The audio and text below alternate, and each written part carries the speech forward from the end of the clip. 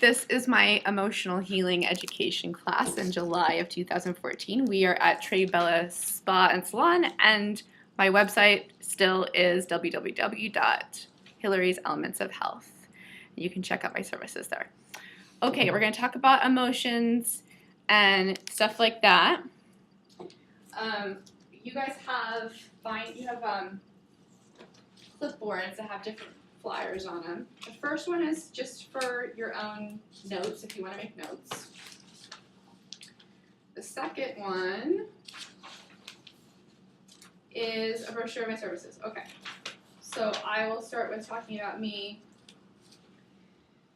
It sounds like you guys already know something about me, so I don't really want to say like the whole journey necessarily because it's a long story, but basically I've been on some kind of spiritual path for 15 years, so I've been with various teachers, learning various things, a lot of stuff about healing and how to physically heal the body, as well as stuff from the angle of personality and what, how to help people emotionally and personality-wise, and just what that journey towards soul or spirit really is.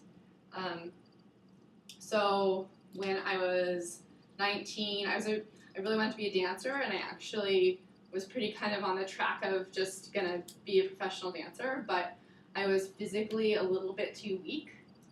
And what happened was I ended up having, it was a necessity that I must learn some kind of spiritual technique in order to have a foundation from which to dance better, And so that kind of started me off on a whole journey of what is health and what is healing and what is spirituality, and then how can we incorporate those things into dance, but also just, how can we have that physical, the spiritual is so kind of ethereal, how can we bring that down into the physical body, the physical vehicle?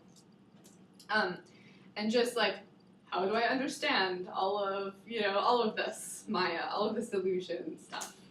So I did Transcendental Meditation when I was 19, and that was a huge experience, going from very, very emotionally unstable and kind of physically not so strong, like I said, to very happy and radiant and kind of able to, everybody around me was very impressed, actually. So I ended up going to MUM eventually to study more from that, in that movement, and from Maharishi Mahesh Yogi's. The whole $2,500 I did TM, which is now I think $2,500. I did the city's technique, which I think at the time it was 4,000 something. I did go to MUM and do rounding courses. I was on the Invincible America Assembly. I did a second BA there and a master's degree there. And before that, I had the San Francisco State training and holistic health program there, which is also a really fun thing that has been in existence for a long time, actually.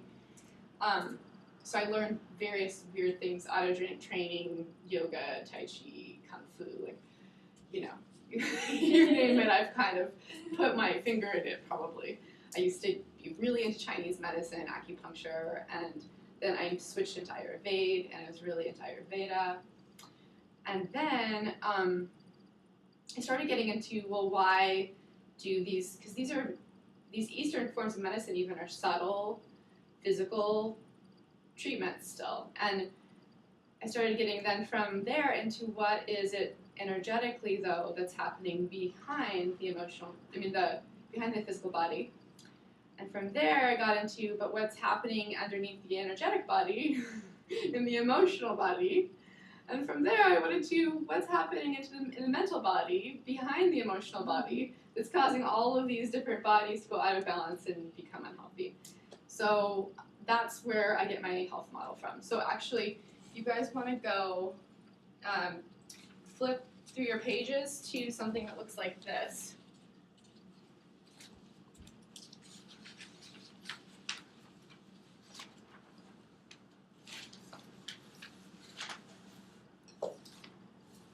This is my health model. So I learned a bunch of things from a lot of different people. This is one of the things I did my own self from all of that. And it's so simple, it looks very simple. The thing about it is that the way that I think to work with real health, you have to be very simple. Otherwise, there are so many different angles from which you can approach something. So what I did was I kind of realized that, I was doing a lot of meditating and a lot of spiritual technique at a certain point, but my emotional body had kind of like remained untouched in a certain way, because there's a lot of spiritual bypassing that goes on in spiritual communities where we don't talk about feelings at all. So one of my friends, who happened to be a very interesting person, walked up to me and was like, "You're not really going any further in a certain way. Like, you're stuck, actually." And I was like, "What are you talking about? Can you tell me more what you're talking?" And so then he started working on me with emotional stuff for a good, 2 or 3 years, at least, before I even got here to California. And that was one of the most transformational things that ever happened to me, besides learning TM originally. That was the next most, crazy revelation type situation. Because I've always felt a lot of feelings, and actually when we go, those of you who went to the human design class, when we go into human design as a personality system that I've kind of studied a lot, you see that I do not have an emotional motor, and that my entire family had emotional motors. So when you look at it that way, you can be like, oh, well, it wasn't exactly Hillary that was. But at the same time, it doesn't matter to me, because if I'm going through something, I want to just be responsible for it and just learn how to deal with it on my own and figure out what it is that works, right? Because that's the most important thing, is just to be practical about this stuff and figure out what works. So he helped me, and what I'm going to teach you is kind of the general mindset today of what he taught me. I'm not going to go into the technique part, because it would be a lot better for me to have you individually if you want to learn technique with me, because that way I can actually individually respond to each of your unique experiences and perspectives and everything, because it's such a simple technique, and yet we find ways, all of us, of staying in our story and not seeing how to do it through all these different, what seem like very unique situations all the time. And what ends up happening is it's all kind of the same, actually. All of these stories, they all have, there's an underlying feeling that we're avoiding, is what's happening. So I'll go over that kind of stuff with you, and then if you can just have a good understanding of that today, then I'll feel really good, actually, because this is contrary to what our entire society teaches. So nobody really has a good understanding of this, usually, when most of the people I talk to. It's starting to become, finally, something that people know what I'm talking about now when they talk about it. And that's only the last couple of years. For some reason, we've, finally, the last couple of years been starting to talk as a society about the emotional body, and have some more understanding of it. In the past, we had some understanding of the energetic body since about, the 70s or something. Every time you have energy work, or you do meditation, or you do yoga, those things affect the energetic body. Acupuncture, those things affect your energy body. And so they subtly affect your physical body as well. And those people who are really sensitive notice that their physical body is completely different when they do these energetic things. And I still work in the energetic body a lot. I still do a lot of energy work, because people who can't go right to the emotional body and talk about feelings right away will still feel stuff through the energetic body, and it's right next to the emotional body. So you can go about things in different ways, but what my mentor taught me, his name is Dan. We're going to call him Dan today, since there's so many different teachers to talk about, right? And we already talked about Satyama. She's my teacher now, but Dan taught me that, to go from this outer body, the collective, the physical body, to go from there and try to create complete mental and emotional health, try to create soul health from that level, it's very, very slow, actually, that progression. Because we saw a lot of people going to meditate and doing yoga and doing special diets, Ayurvedic herbs, Ayurvedic treatments like Panchakarma. We saw a lot of those people doing that stuff, which was great, and it was definitely creating a higher state of consciousness, but it wasn't really touching a lot of the mental and emotional body yet. And so it was a very slow journey in a certain way, you know? And you could still see that their physical bodies were sometimes still affected by the fact that the beliefs and the emotions were not being dealt with.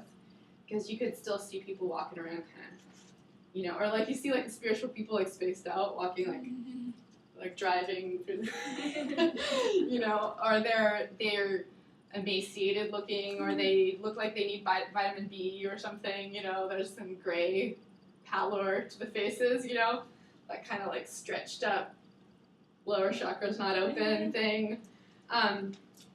So anyway, this is my Bible in a certain sense because it helps me understand how to better help you guys, how to help people when they come to me. And when you go into like the physical body, we're talking about, you know, surgery and medication with Western medicine, right? That's a really gross level of dealing with health, right? That's a very like emergency situation kind of level to me. Once it's gotten to the point where you need medication or you need surgery, it's already gone through, it's already been created in your soul and your mental body, gone all the way through the emotional and the energetic body and the subtle physical body to get to your physical existence in a way that's so gross that even a doctor can see it. That's how I think about it, because if you go to an energy healer, right, they're going to pick up on a lot of stuff that the doctor's not going to pick up on. So that is where we've been dealing with health for so many years, and we finally started moving into the energetic body is now something that everybody's actually knows kind of exists, I think, you know, except for those people out there that are really like closed-minded. Most of the time you're going to find people that know that about energy work or acupuncture or have had some kind of experience in a more energetic level. Every time you feel God, source, the unity, oneness, whatever you want to call it, any time that you feel any amount of that, that is going to be an energetic thing in your energy body that is coming from your soul, but it goes all the way through that. So emotional body stuff has been repressed for years and years and years. My favorite time periods to use as examples are the Victorian age or the 1950s. They both seem very good archetypally as ways of looking at what does emotional repression create. There are times when there are really strict rules in society, and some of that structure can be a good thing in certain ways, but it also usually was about not having feelings, not being public with them, not showing any kind of weakness or vulnerability, you know, and there's an ideal, even American society has an ideal of strength, right, and being able to be self-resourceful and be completely independent on your own and not ever needing help. And then the whole Victorian culture had that kind of ideal of like, we just look really pretty, right? Everything's about what's on the outside and we don't go inside. All of that stuff. And the Puritans, you know, when they came to America and all the like, it's not good to even be a human being is slightly sinful, right? So then the body is sinful, the feelings are sinful, anything that you like that is fun is sinful. All of that stuff, there's so many different cultures where it's shown, but it's come up for the last thousands and thousands of years. And what, in my studies, I found over and over again to be confirmed, you know, is that we've been in different periods of time that I call yugas. I might sit down here for a second. Actually, the Vedic calls them yugas, the text, the ancient Vedic text. And let's see if I can remember the names of them. The idea is that at one point we were in a sattvic, or pure yuga, in which you would have 100% of natural law available to you. That would be where you'd have the ability to feel light, the light of God, or whatever you want to call it, in all of your everyday life, and the laws of nature would be the most prevalent. So humanity wouldn't be going against nature or going against God or source, or I always use the word God, but it's not like we have to use that word, just so you know, in case there are people that don't like that word. I always run into different characters, you know, some people, I cannot say the word God, they will like not be able to even listen to me, so. So then there's another, so it goes like that. It goes like, these yugas go on for thousands and thousands of years. The idea is we've actually been here on Earth a lot longer than we even know. And that there's been repression historically of evidence that we've been here and things like that. And that each yuga then was a little bit less of natural law or being able to feel God. And that right now, what we've been living through is at the very bottom, well, Maharishi Mahesh Yogi said the very bottom of Kali Yuga, which is the goddess, the Hindu goddess of struggle and pain. That we've been at the very bottom of Kali Yuga. We hit it in 1960 when Time magazine came out with God is Dead. When it said God is Dead on the It was true. on the front of that, you know. The idea he had was that then in the next, you know, not very long time actually, like in the next 100 or a couple hundred years, we're going from that point in 1960 of God is Dead to like a huge vibration change, like really far, going up, up, up, up, up by a lot. I apologize that my words are sometimes I like grasp mentally for words. But so what I'm interested in, that's part of what I'm interested in, is that the world now, if you feel it, if you're energetically sensitive, it is changing fast. And the vibration is going up. And we are going to be able to feel God, feel source, unity, consciousness, feel natural law, and we will not be able to go against nature anymore pretty soon, because if you've noticed, we have a lot of natural disasters we're dealing with too, and so in a certain sense, there is no choice anymore. And that's how I feel about emotions too. There is no choice anymore to repress them. It's like we're way past our due date. And the cool thing about it is we're going to go up like this, woo, really fast. So we're going to go up towards Sat Yuga. Other spiritual teachers call these different things, you know, these yugas, but they're still, it's a very commonly held belief actually among other spiritual teachers too. So it's good to know about that, because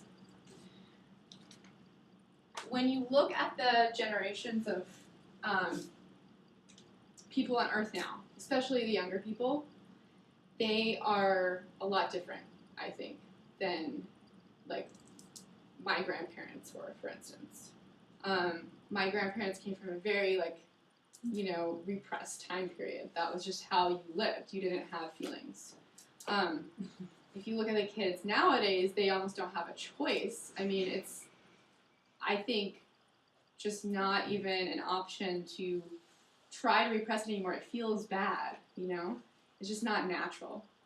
And so they don't know, we haven't been teaching anyone how to deal with feelings properly, ever, in the time I've been alive. But, so they don't, not everybody has a handle on that exactly, but they know that they can't keep trying not to feel anymore. That's pretty obvious to me, that we can't keep trying not to feel. So, let's get back to organization here. Do you see signs of that in the kids? I do. I see. Because I just see them with their faces, you know, in these. And the gadgets. Yeah. devices and the technology. Yeah. I know what you're talking about for sure. What I noticed was that baby boomer generation really broke through a lot of stuff, right? A lot of the 1950s values and the boundaries that were up, you know, all the structure, rigid structure. My experience of them normally, though, was that the next generation after that was feeling all the negative stuff that they weren't feeling, because there was a lot of like positivity, which was a good idea and it needed to happen. And then there's also a good thing about feeling all of the stuff that's so-called negative, because so-called negative feelings are actually just repressed feelings, is all they are. So my feeling actually about my generation and Generation X is that we got saddled actually with a lot of feelings in general, and that a lot of us then unfortunately became addicts, or kind of like dropped out or had like some kind of major crisis.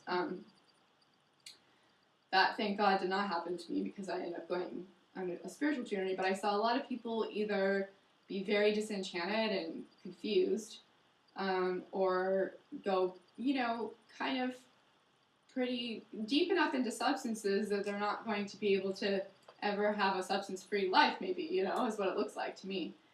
And then the next generation after that, Generation Y, I've worked with them a lot with dance, actually, and they do have some kind of lack of direction, and there's some, like, general laziness, maybe, and some technology stuff. Huh? How old is Generation Y now? Now, they're in their 20s. Right. Yeah, because I'm 36, and one of my old best friends is 27 now, and she's kind of the older level of Gen Y, and my experience of them, especially at MUM, at that college, was that, we had the best sustainable living department in the entire country at that school. Marshall University of Management in Iowa. That's part of my whole journey, but there's more, but that's like a big deal that I lived in Iowa for 8 years, right? Because it's kind of weird. So the kids at that school are really pushing towards bringing spirituality into a much more practical level of actually, okay, we know now, like we've been growing up meditating, we've been doing yoga and all that stuff. Let's actually put it into practice. Like, how can we change the entire society to make cities be planned in a way that is actually healthy for people? How can we eliminate environmental toxins, make energy green, all that kind of stuff? That's what's, I think, their kind of job is. And I definitely noticed that they're much more holistic in a sense emotionally, where it's not really, like, it doesn't even occur to them to repress a feeling necessarily. So, but there's still teaching that needs to happen around emotions from my perspective, because I've been dealing with emotions for so long now, and I'm seeing it, and it's so funny, because the deeper and deeper you go into spiritual life, the more you see it still around you in very advanced beings, Mm-hmm. I've seen spiritual teachers even that have repressed emotion, and I've seen people who are having amazing spiritual experiences all the time, or who are, very,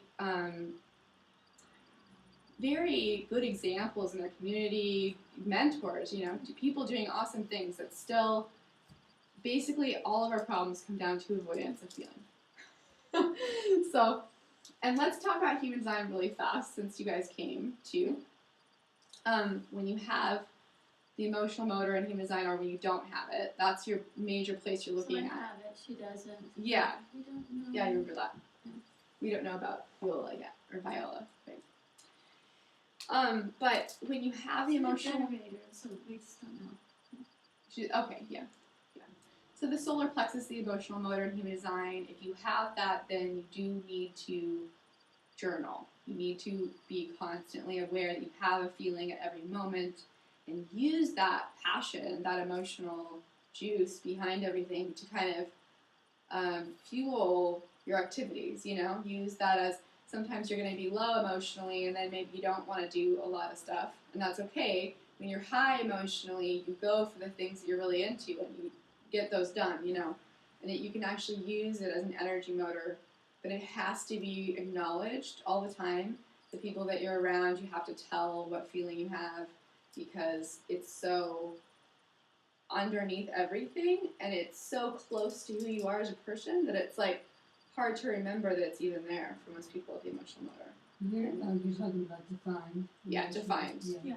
Those of us without it, what happens to us is we have to kind of learn how to go into situations and realize that when we're feeling feelings from like going, walking in the door and now I feel a feeling and I didn't before I was out there, that's somebody else's feeling. And that's okay.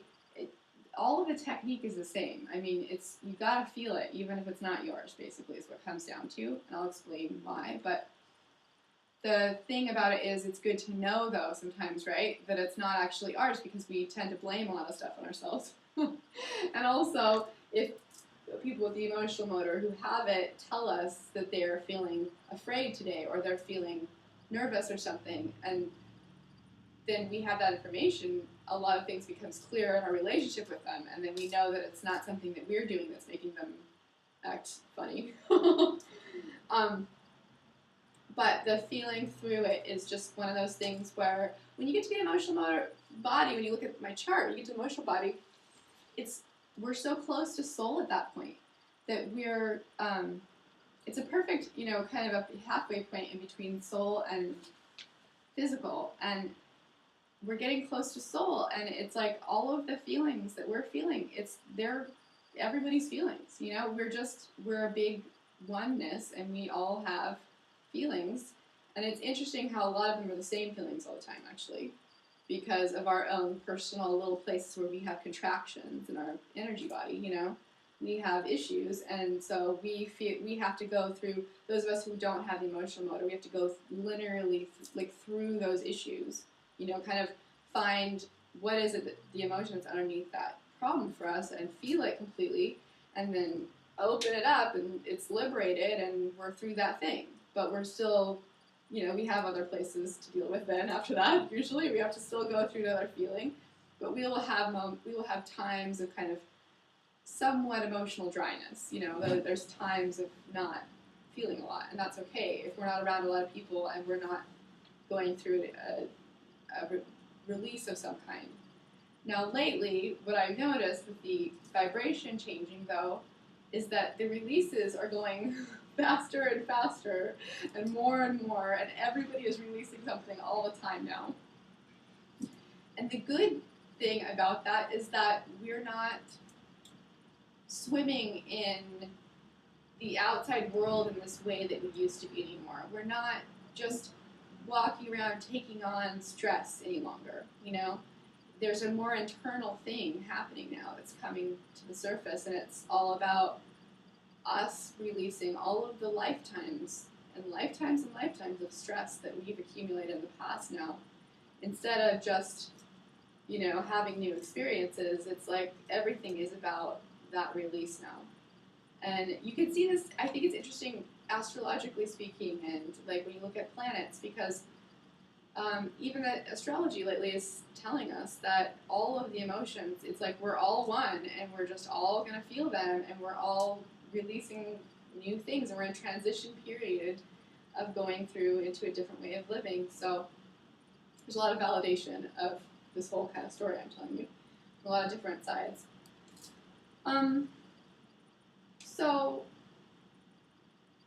So in the past, our whole idea is that we have a feeling. Oops, that's really too bad because I love this thing. But I'm gonna fix it later because it's actually easily fixed. In the past, we have a feeling, we have feelings as reactions to everything. Is basically what we were living in for thousands of years, right? People are like, well, you're in a bad mood. Everything's about moods or having a reaction or being, in a relationship or part of a group in a way that those things, those outside things were causing our feelings, That is a completely outdated model now. Basically, now we just have to start looking at it like we have these feelings within us all the time. There's a continuum of emotion that we are accessing at any point as depending on how open we are too, actually. And that is a continuum that has the great feelings and the bad feelings and everything in between, and it's like a big rainbow of God, and that is what we are hooked up to as human beings because we are hooked up to God. So, feeling will start to become, I think, just part of like normal everyday life, actually, whether you have an emotional motor or not. But as someone who's more open in your chart, you just have to remember that you're just like open to universal stuff and not to like necessarily feel you have to claim it or be so responsible all the time. You know, maybe it's like something that the whole world is going through today, or maybe somebody next to you is having a, you know, a release of some kind, whatever. But we still all have our own issues, no matter what, and we all have those little contractions in our bodies where we can just open through them and just let Source, Spirit, Feeling, God, all get into us. You know, complete energy flow, so everything keeps flowing. So there is no stop. Every time you have a stop, it's some kind of contraction or some kind of pinch, right? Some kind of problem, issue, whatever you want to call it. So I love human design, but there is like a limit to it, how much it can help us, because in the end, we still have to know how to deal with our feelings. I like to make people with the emotional motor, though, I like to make them journal and kind of like realize, oh, they really are having a feeling all the time, because usually they're not really aware completely of it. And those of us without the emotional motor, my emotional processing technique that Dan taught me actually works really well with us, because we can just kind of go in, feel it, you know, completely feel the feeling and God coming through it, and then it changes into something else, and it's kind of done in a certain way, you know. It goes into something else. So. I need a clear definition when you say motor. Do you mean people who have it as their authority, or they have it defined? I just mean that what if they have it defined in their chart at all. Okay. Anybody so who's got it defined. To be their authority. Yeah. Okay. Yeah. If it's their authority, then it's just more important for their chart. And I heard somewhere that if you have your emotional activated, if it's activated, then it trumps all other authorities. That you are an emotional. I think, well, not necessarily. I've seen people who have emotional motors, I think, that do not have emotional authority, but that is it's most of the time, if you have an emotional motor, you are an emotional authority. So it is very common that like 50% of the world or something have emotional motors. And so they're supposed to be making their decisions, going through all the feelings first for 3 days before they decide to do whatever, and that is a big deal. And I've noticed too, you know, I have a 5-month-old niece who's got emotional motor. Otherwise, she's a projector, and her charts are very similar to us actually, but she has an emotional motor, and so I can really see in a very pure way, you know, what happens with that. Because she has a very sensitive energy, and she's very clear in a certain way, but she's also got this like constant cycle of emotions where at a certain time of day she starts to cry more, and then you can tell she gets kind of frustrated sometimes because she gets stuck in a certain feeling, and I almost have just this intuitive feeling of wanting to, like, you know, bounce her around, you know, or shake her around, dance around or something, because the emotional motor thing is so intense. There's so much there, you know, that it's really hard, I think, especially as women, for us to not wrap around a feeling and just like want to like kind of stick ourselves to it. And that can be a good or a bad feeling that we do that with. And the problem with that is that's not real health and openness either. So that's on one side of emotional health. The other side of emotional health is like, no, I don't have feelings. No, don't tell me. You know, that's the old traditional thing. Like, we don't have feelings.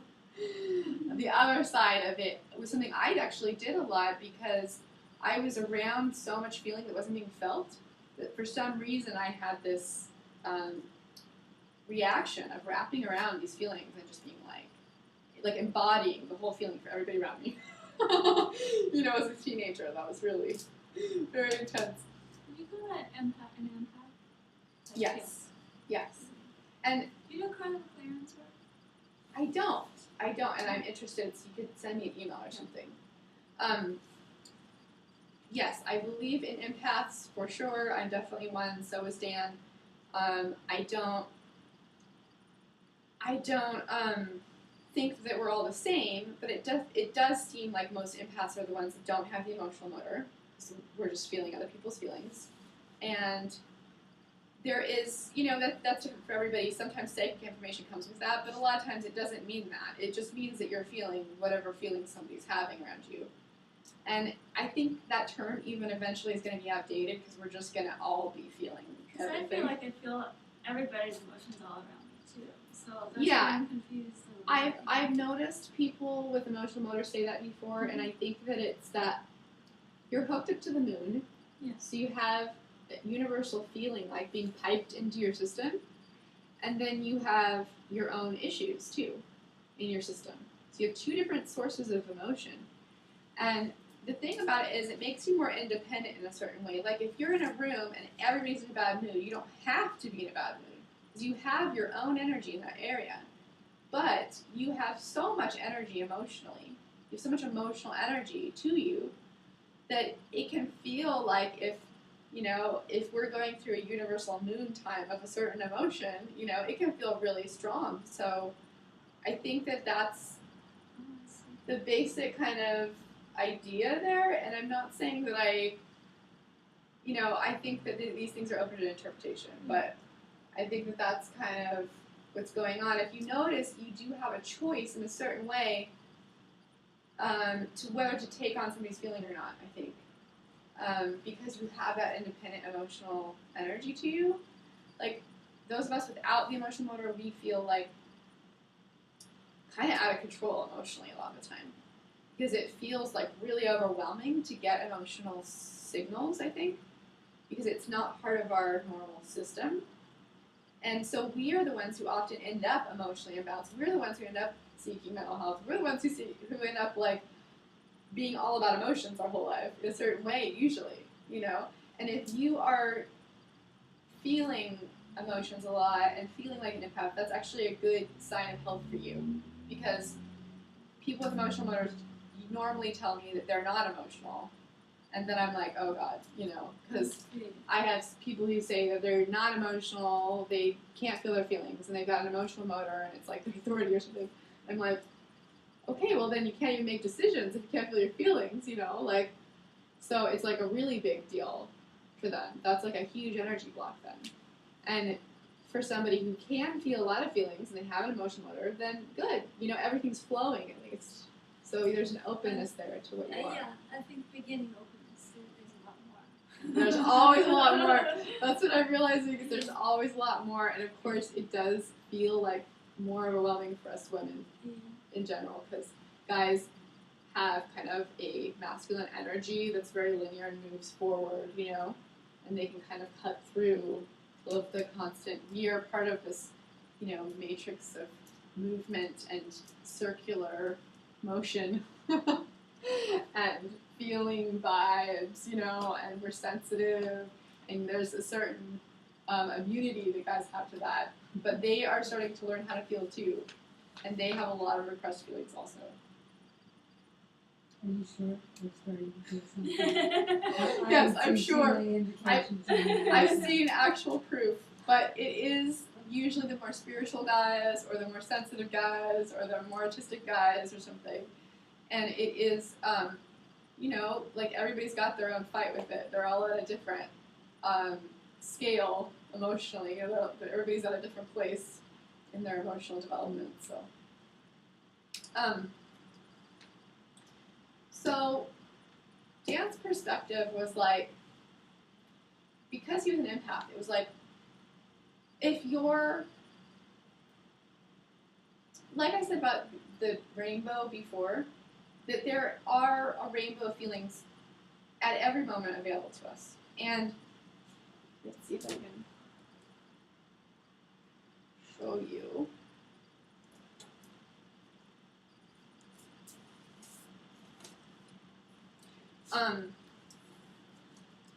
So go ahead and take out your flyer that has Ayurvedic, it says something like categories of emotion.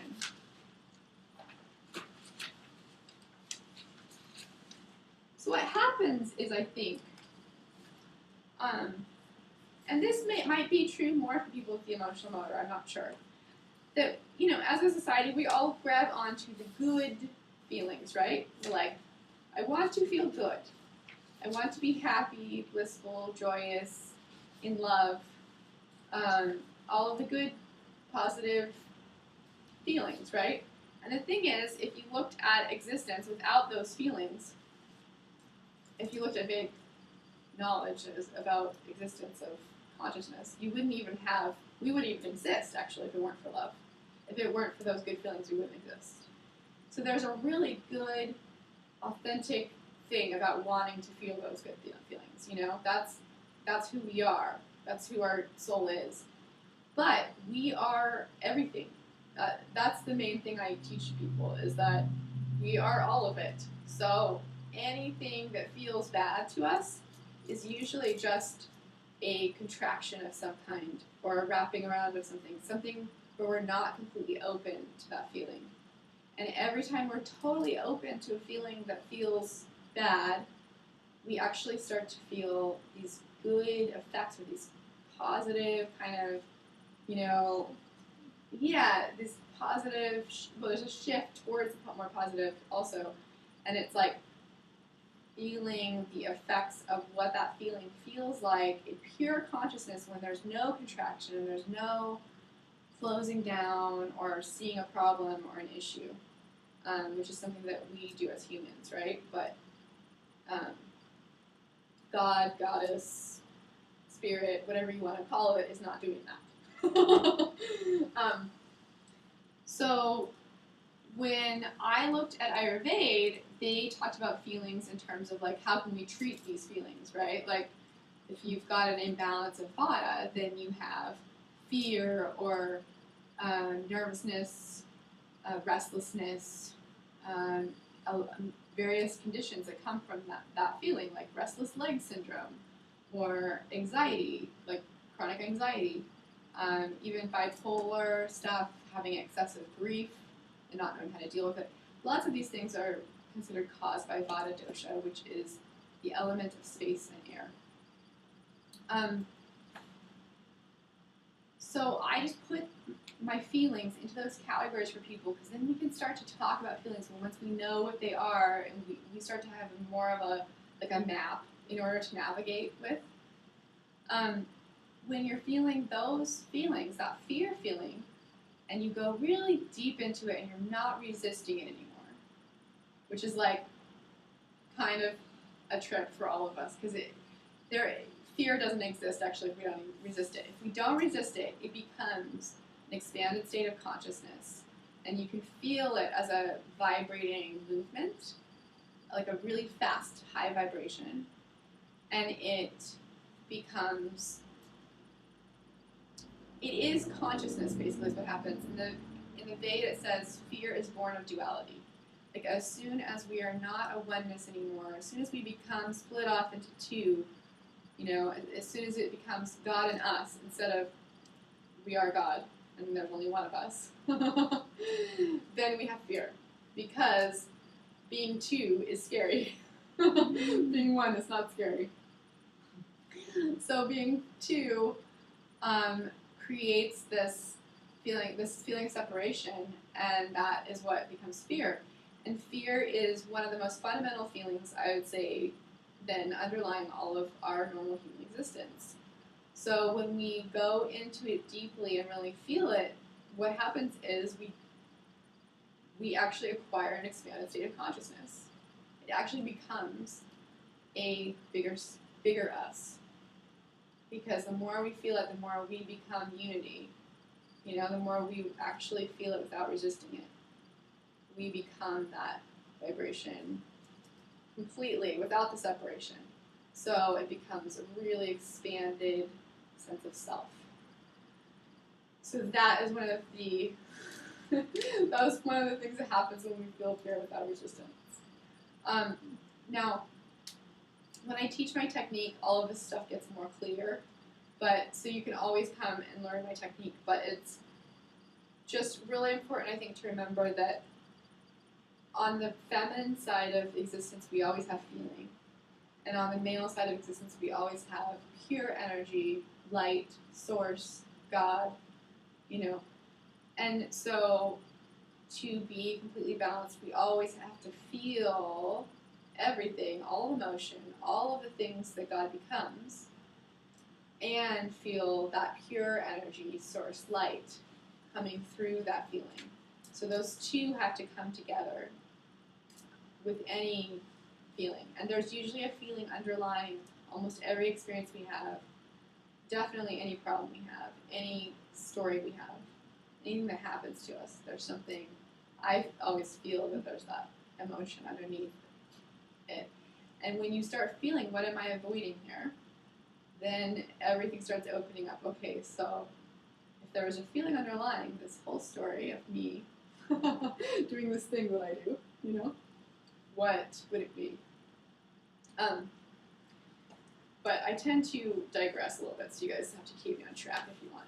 Let's go back to our next category, which is the element of fire, and that is Pitta in Ayurveda, and that is the anger emotions. So, anger as a category includes frustration, irritation, annoyance, anything that feels fiery a little bit. And the wonderful things that happen when those are transcended and felt fully without resistance are motivation, passion, drive, a healthy ambition, like the desire to do things, you know, it's that fire that lights you up to do something that you love. So that's what we get from really feeling anger all the way through. Anger is also a tricky one because it's quite often on top of some other feeling. A lot of times anger covers up fear or sadness because in our society it's a little bit more acceptable, I suppose, to be angry than to be weak or vulnerable or feel sensitive or feminine. So, and anger is a more male emotion, and that's why you see a lot of guys walking around with major anger. And that's what my experience has been, is seeing a lot of angry guys and then trying to get down to, like, can we feel the fear, the anger without the resistance to it first? And then beneath that, is there something beneath that? Because sometimes what I've found, especially with women actually, is anger could just be on its own as a thing to get you out of something that's not good for you anymore, you know? It has a really liberating effect. Like, you can get angry because the way that you've been living, the way that the mindset you've been in, a certain belief that you've been living by, it just doesn't work anymore for you. It's outdated, and you've evolved past that. And so there's a point there where anger happens, and I think it's Abraham Maslow, Esther Hicks, I think she says that she has a whole scale of emotional health. I would like people to look at that scale as a scale for each issue they have, actually, instead of like for their whole person. Because most often scales or hierarchies or these kinds of things, these statuses that we have, they're true, but they are true for different parts of us. And so when we try to put ourselves on one of those things and say, well, this is my whole self is here, it's just not, it's it's too simplistic, actually, I think. But she always says that victimization goes into anger first before it stops being, like, if you feel like a victim in a certain area of your life, which most of us do, right? Like, let's be honest. If there's a victim place in some part of our life, then it has to go through anger first in that issue, that place in our body, that part of our life. It has to go through anger first in order to be liberated. So that's the good thing about anger, and that's, I always, we go through a whole week of this in Artist Way class when I teach Artist Way, where we talk about anger because I think it's like, I forget which week it is, but it's very shortly after you start to go into what is it you really like, what is it you really want to do with your life, you know? When you look at your full right brain and what did you like as a child, I mean, all of these things have usually been repressed, or there's some lid put on them by us or society or both. And so we have to go through a kind of period of anger about it, that we were victimized, right? Even though it's not the complete truth. It's never the complete truth that we're a victim, you know. But it is a feeling that's true at the time. And I think that a lot of guys are walking around with anger because they don't want to feel the victim part. And they're trying to get out of the victim part. Or it's not societally accurate for them to be it's not acceptable for them to be a victim. So they are angry. And if you can help them as women, actually, feel through it a little bit and see if there's anything underneath it, quite often they will get to a vulnerable place with you and start crying or something. But it is like, it requires us to be really vulnerable, you know, so that they can see how to do it. Because if we go at them like with the anger thing back, you know, it's like nothing goes anywhere. We're just butting heads, you know. I was gonna draw out that chart you guys have, but you have it, and it's not really, this whiteboard's not really working. But so the next category is sadness. So these are the traditional Ayurvedic categories of feeling: fear, anger, sadness. Makes it nice and basic for you, right? The thing that's interesting, though, is what are all those other feelings that we have that we feel are not those exact things all the time. Sadness, you know, sometimes we just feel kind of melancholy, or people go through periods of depression where you can't really see the sadness in them. Traditionally speaking, depression would be under that sadness category. It depends on what the real feeling is for the person when you get into it. The sadness category is like, there's a slowness to life that we have been going against, resisting as a culture. You know, like we're trying to do everything faster and faster and faster, and like sound bites and, you know, ADD. And the thing about it is accepting and feeling fully that sadness, we actually get back that ability to just be present and to be on that slower flow and to feel the love that's there when we're in that slow flow. That can be a self-nurturing and a self-love, actually. So that's what we get when we stop resisting sadness. And so when you see people who are like really ADD or something, I think it's an interesting question. I wonder if they're resisting sadness because are they unable to just be here, you know?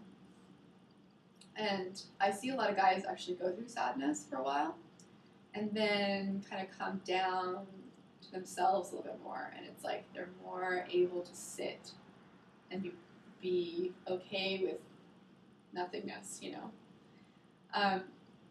When we talk about nothingness, the way that Dan talked to me about it is that there's a void place on that male side of consciousness where pure energy or pure light comes from. There's a void place of nothingness. And if we're in that kind of experience of things, it's like everything is empty, everything is nothingness. And some people, usually men, like that place. Some people, usually women, do not like that place.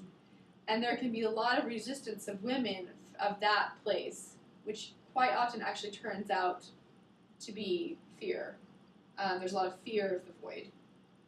But there could also be a fear of the sadness of being in the void. You can see how all these different emotions could be present in one issue. On the feeling side of things, where life is moving and changing constantly, and there is no eternal anything, there is no continuous truth on earth. It does not change, right? Everything changes here. And on that side of things, it can be hard, especially for guys, but maybe for all of our male sides. It can be hard to kind of not have anything to grab onto, you know, that everything is changing all the time, moving and changing, and will it just not resisting that flow of constant motion. So quite often women have, fear and sadness issues, but not all the time. And quite often men have anger issues because they're more in the fire of consciousness place where there is not as much movement. We have to have both, all of us.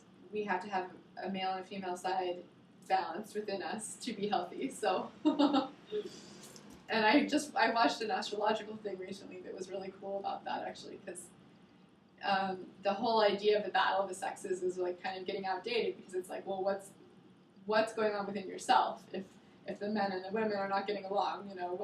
What is our female and our male side doing to within ourselves? And I have a whole other category of emotion that did not exist in Ayurveda, which I think has been just fully.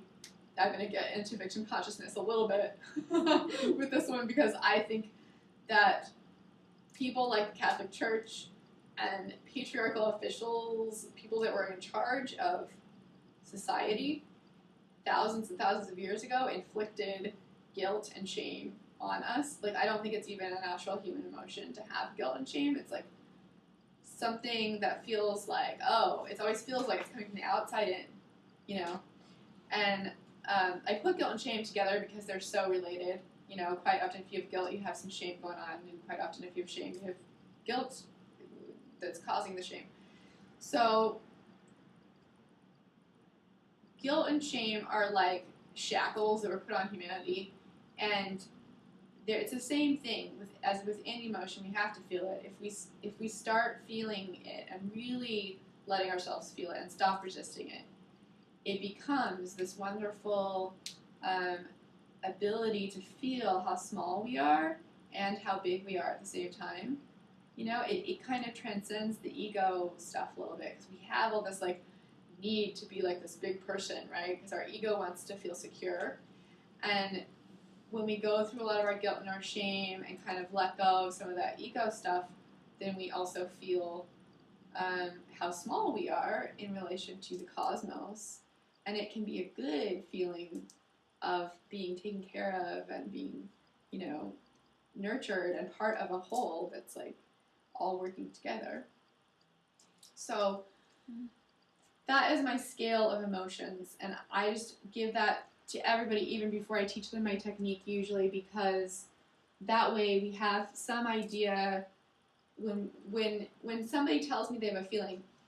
What we are doing usually is trying to feel it in the body. Because if we can feel it in the body, then we can release it from the story that is always mental. When you feel a feeling in the body, though, it's helpful to be able to know what it is, right? Because a lot of times people are just like, I don't know what it is, but it feels kind of like this. You can get into a lot of abstract things. It's nice to have kind of a basic place of being able to categorize it into something so that you know what you're dealing with a little bit. When it comes down to these basic categories, we're really not that different, any of us. We're so similar, it's amazing. When I do emotional work with people, it's it's always a reflection of me, and it's always just, it's so simple. It's so amazingly the same with everybody. So that's the cool thing is, if you think about these different stories and adventures you've had in your life and what you felt because of them, right? A lot of times what happens is you realize, if you get really deep with it, that the same feeling was there, here and then here and then here. And it's it might be related to the same issue, but generally speaking, we only have a few feelings that are bothering us all the time. And so when we get more comfortable with that feeling, it releases all sorts of different issues in our system, actually. And that's the great thing about emotional work, is it's so simple that it actually, it's a spiritual technique in itself, and it's so simple, and once you understand it, it is very clear. It can be very hard to completely, fully understand it. Actually, for years and years, I didn't understand it, because if you're somebody who has a lot of feelings, it's like you have to go back and practice with this technique constantly. I mean, every time you do something, there's a feeling underneath something, so you have to find it and feel it. And that's why I teach people this technique, so they can just do it like, you know, in 5 minutes when they're driving or something, or if they have longer, they can sit down for 10 minutes and do it with their eyes closed, you know, as a real like meditation kind of thing. But the better you get at it, the more you do, it's really just about practice. The more you do it, the more clear everything becomes, the more easy everything becomes, the faster your releases go. And then the faster you get through to the reality, you know, from these like emotional highs and lows. Does anybody have any questions about that chart, the categories of feelings?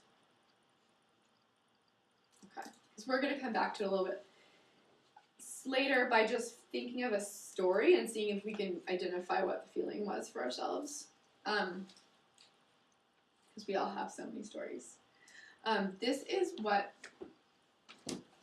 I should tell people about stories, because we all think that our stories are so different. Each story is so completely like different than someone else's or than the one that happened before. And it gets so liberating once we realize that they're all very similar. Let's see if I have a... It's really simple. It's like this. Somebody comes in and they want to work with me, and they say their whole problem, right? They go from the well, it's like, this happened, and then, you know, and I feel this way about it, and it's just so hard because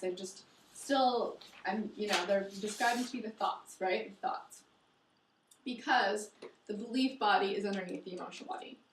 And that is the thing that's actually causing our emotions, is that we believe these certain things. And if we didn't have any beliefs at all, we would just be open to unity, and we would just be our natural selves, and everything would just flow perfectly. And that's why we're here, though, is that we have beliefs usually. We have concepts, we have ideas, and if we didn't, we'd be completely fully enlightened and we wouldn't have to be here.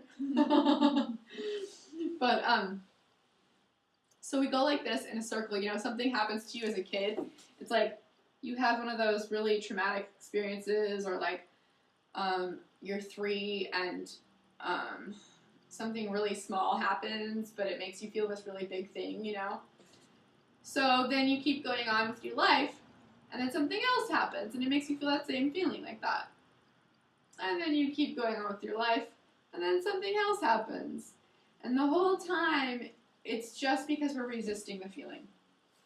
It's because we're resisting the feeling, actually, that the entire story had to happen in the first place.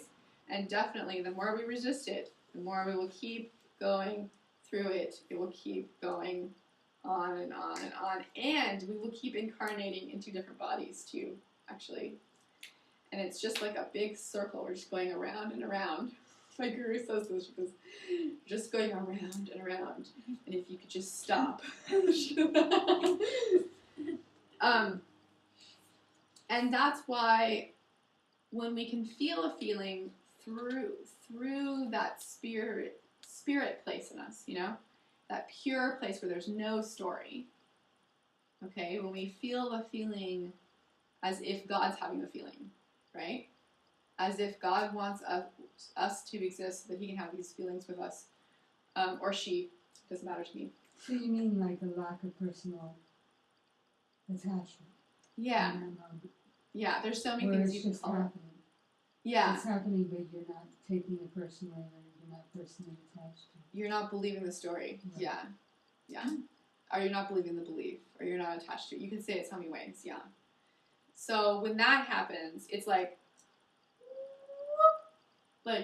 you had a pure moment of God, you know, and this whole thing might not have to go on anymore. This whole thing, it's amazing, because if you just have like 5 seconds of feeling purely, without believing the story, knowing that it's just a story and it's, you know, it's all kind of full of crap, basically. Just feeling the feeling underneath it, What is it that's in my, and the way I teach people is to feel it in their body, because that's something that we can relate to. It's like we came to Earth most likely, in my studies, we most likely came here to understand all this stuff, right? And it is one of the only places that we can have feelings and have bodies, have physical, dense bodies, and have feelings. And so our feelings get even lodged into our little cells in our body. So when we start feeling the underlying feeling underneath everything, this whole pattern can actually, a part of it can just release, even if it's only for 5 seconds. And you might have other places that you're doing this, right? Other places in your life, different stories, different feelings. But if this one, where you were doing that, and you stopped and felt it for a second, you release a certain amount of that feeling just by doing it. By not having the thought along with it, by not believing the story, by cutting it off from the story. You know, when people, like when energy healers say that people are not in their body, a lot of that is like, there's a feeling that's connected to a story, and the story is like outside of our body, kind of, in our mental body, somewhere out here. And when we come back down into our body, it's like there's a certain just disconnection from that story that helps to just like release all those stories. You know, we're manifesting those stories happening over and over and over again so that we will feel the feeling. And as soon as we feel the feeling in our body, it's just like, oh, hallelujah. So, you guys are welcome to ask me questions at any point, because there's only a few of us in here. Well, I feel like I still don't know what this What that is. chart Okay. is. Let's go into more. Yeah. I mean, do you feel that you've explained it? In a very brief way, Okay. definitely. You were going to come back to this? Yeah, everything goes back to that. Okay. I am kind of circular, and there is that like whole circular thing to this talk of emotions, because emotions are circular. But when we do my processing technique, for instance, or you do any other kind of emotional healing, which is basically the same thing, they're all the same thing. It's just figuring out how to feel about feeling in your body without the story. When you do that, you go right to the emotional body, and because the emotional body is right next to the mental body and to the energetic body, it's going to bleed, that healing is going to bleed into those bodies. So that chart is like, we come into the world like we had a soul before we were born. And you do not have to believe anything I'm saying. In fact, it's completely okay with me if you don't believe anything until you have the experience of it. But from my experience, we come to the world, we've already got a soul, and we get born into a certain mental body that is a conglomeration of our past lives, the way that we've seen things on Earth before, and the way that everyone on Earth sees things. That always affects us, right? The collective mental body is like very profound. I mean, you know, those of us who don't have a mental motor in our human design chart know that it's like we're going up against societal beliefs all the time, every time that we try to have a thought of our own. You know, it's like, in that sense, also we are one. So because all of us on Earth think that we cannot fly, you know? It's like, it's that simple. So that is the place from which we manifest things.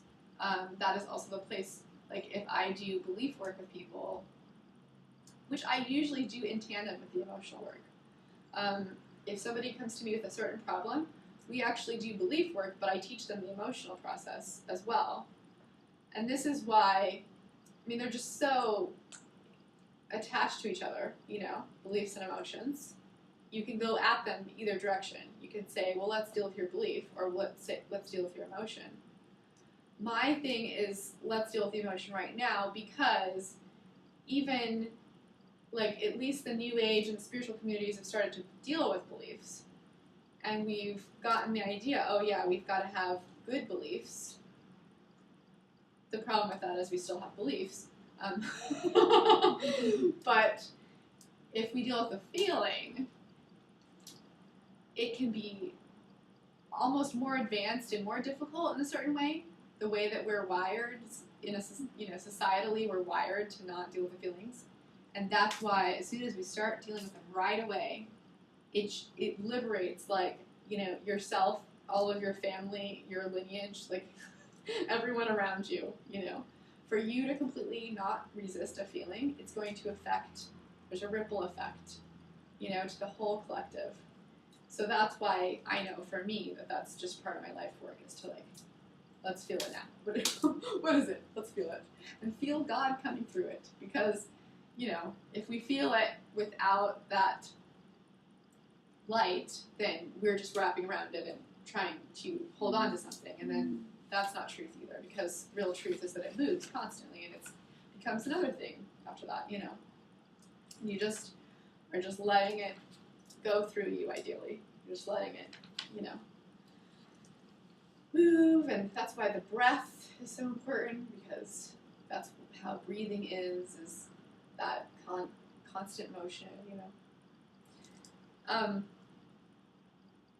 So you come into life, you have karmic tendencies that are actually just beliefs. They really are just connected to our mental body. So every time that people talk about karma and it sounds like something you can't get out of, it's like, come and do belief work with me, because we can, like, X out some of your karma, because as soon as you stop believing certain things, then you don't have that karma anymore. And it is a little bit difficult, because you have a whole long past. Most of us have been on Earth for many, many, many lifetimes. And we have a long path of believing certain things and creating our reality in a certain way, And if you have a habit of any kind, it's like you have a habit of eating, like I have a habit of eating cookies sometimes in the morning, to be honest.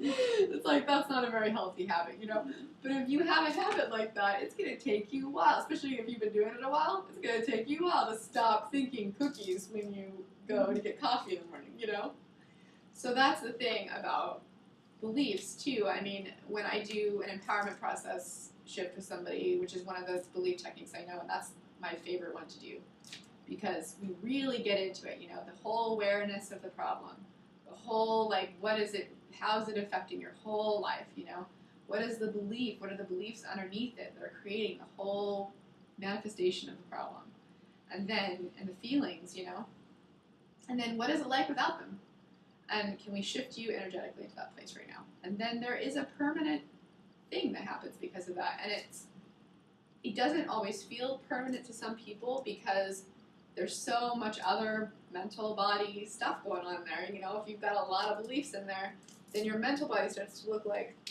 I always do this for people. Most of us, our mental bodies are like this crazy spider web, And so when we do belief work, we take, like, this little part of it and, like, pull it. And then you still, it's going to affect everything, and it's going to keep affecting things. And actually what happens is that eventually in about a week, usually after we do processes, people feel all the feelings that were attached to that belief. And if they don't know my technique, then it just gets harder, because they go, it didn't work, because I'm feeling all the feelings that came up before, and I go, I tell them from the very beginning when they come into me, now you're going to feel all of these feelings we just talked about. And it's going to be in about a week, or maybe a couple of days, depending on how fast you move, like how subtle your system you are, or how used to doing this kind of work you are, But the more people resist their feelings, the less that all of these other bodies then can change after that. So once the mental body changes, the emotions are going to come up. When the emotions are not resisted, then they are released. That means your energetic body can be released. There's something in your energetic body where you get more energy. And your physical body starts to have more health. There's some place, that those emotions and that belief has been lodged in your physical body. And it is so cool.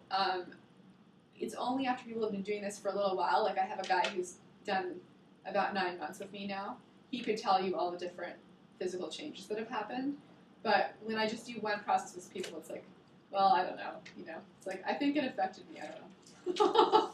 Because it's one of those things where it's so subtle, you're starting from the very subtle and you're going out to the most gross, And I feel that if we address what is underneath everything, address the most subtle stuff first, then we can completely cure all of those gross problems, But when we start to try to move the gross, it's like if you go out and you try to deal with collective health right now by changing, the way that energy is used or whatever, right? Like, it's like, that's a huge problem and it needs to be dealt with for sure, but it is like moving bricks. I mean, it is heavy and slow going to change that collective body and that physical health body that You way. mean through some kind of education Well, or even education about what you're talking about here? yeah, I mean, education is going to change the mental body a little bit, actually. So there is that subtle form to education,